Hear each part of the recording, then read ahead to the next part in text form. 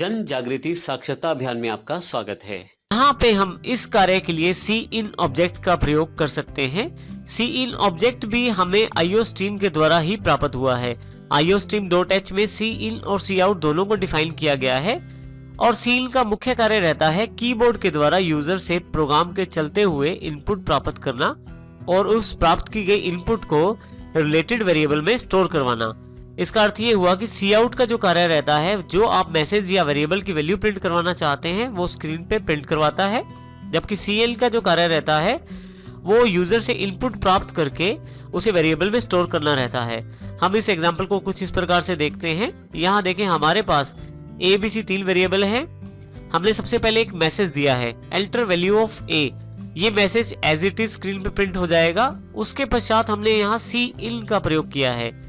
यदि आप सी इन ऑब्जेक्ट के साइन पे या सिंबल्स पे ध्यान दें तो ये बिल्कुल उल्टे हैं सी आउट से। तो यहाँ पे सी इन के साथ हमने A वेरिएबल पास कर दिया है, जो ये बताता है कि अब की बार जो यूजर इनपुट देगा सी इन के द्वारा A में स्टोर करवा दी जाएगी। इसी तरह से नेक्स्ट मैसेज है एंटर वैल्यू ऑफ B। अब की बार जो यूजर वैल्यू देगा सी इन के द्वारा B को पास कर दी जाएगी या B में स्टोर कर दी जाएगी। फिर हम यहाँ पे दोनों का टोटल करके C में स्टोर करते हैं, C की वैल्यू को प्रिंट करते हैं। यहाँ पे इन मैसेजेस का क्या काम है? जब हम सी आउट से एंटर वैल्यू ऑफ A का मैसेज देते हैं तो हम यूजर को ये बताना चाहते हैं कि अब जो वैल्यूज दी जाएंगी यूजर के द्वारा वो A में स्टोर की जाएंगी। इसी तरह से दूसरे वाला मैसेज यूजर को ये बताने के लिए होता है कि अब जो वो वैल्यू एंटर करेगा यूजर वो वेरिएबल B में स्टोर की जाएंगी। तो जो मैसेजेस हैं उसी के अकॉर्डिंग आप यहाँ वेरिएबल्स का प्रयोग करें, अन्यथा आपके पास वांछित रिजल्ट अवेलेबल नहीं हो पाएंगे। अब हम इस प्रोग्राम को रन करके देखते हैं। हमारे इस प्रोग्राम का नाम है cinadd.cpp। सबसे पहले हम अपनी फाइल खोलते हैं cin.cpp के नाम से। इसके लिए आप फाइल को ओपन करने के लिए F3 शॉर्टकट का इस्तेमाल कर सकते हैं कंपाइलर में। यहाँ मैं F3 क्लिक कर देता हूँ। तो जैसे ही F3 प्रेस करता हूँ मेरे पास नाम पूछा जाएगा। मेरी फाइल का नाम है cinadd.cpp। ओपन करते ही मेरे पास फाइल अवेलेबल हो जाएगी। आपके कंपाइलर के शॉर्टकट्स की जानकारी यहाँ नीचे की तरफ स्टेटस बार पे दिखाई जाती है। यदि आप कोई और कंपाइलर प्रयोग कर रहे हैं तो यहाँ के शॉर्टकट्स के अकॉर्डिंग आप उसका प्रयोग कर सकते हैं। मेरे पास F3 है ओपन के लिए, इसलिए मैंने F3 का प्रयोग किया है। अब यहाँ पे हम इस प्रोग्राम को ध्यान से देखते हैं।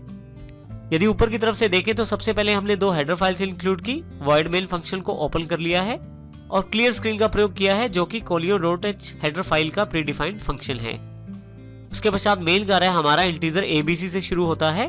हमने 3 वेरिएबल डिक्लेयर किए हैं, तीनों की डेटा टाइप इंटीजर है, अर्थात इसमें न्यूमेरिक डेटा स्टोर किया जाएगा।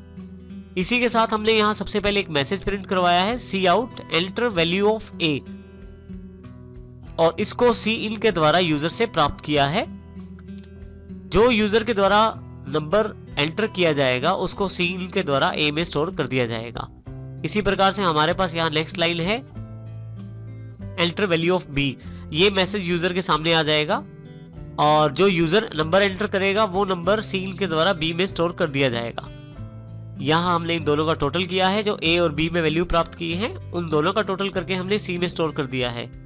और फाइनली हमने यहाँ पे दोनों का जो आउटपुट है वो C में जो टोटल है उसको प्रिंट करवाया है। अब हम इस प्रोग्राम को रन करके देखते हैं कंट्रोल F9 के साथ।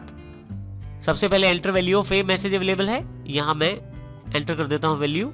फिर B की वैल्यू मांगी जा रही है, मैं वो भी एंटर कर देता हूँ। जैसे ही एंटर करता हूँ B की वैल्यू के पश्चात मेरे पास आउटपुट अवेलेबल है 52, जिसमें दोनों का टोटल शामिल है A और B का। मैं फिर से एंटर करके दोबारा इस प्रोग्राम को कंट्रोल F9 से रन करता हूँ।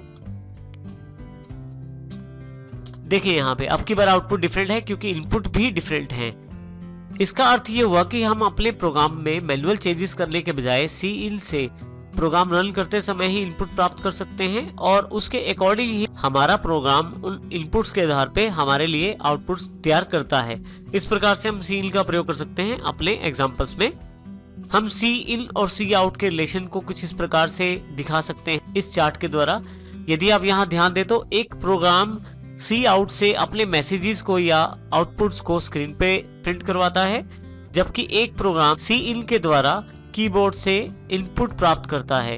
इस तरह से हम कह सकते हैं कि यूजर के द्वारा दी गई इनपुट्स को सी इन के द्वारा प्रोग्राम तक पहुंचाया जाता है और फाइनली प्रोग्राम उन इनपुट्स के आधार पर जो आउटपुट तैयार करता है उसको स्क्रीन पे पहुंचाता है सी आउट की सहायता से। इस प्रकार सी इन और सी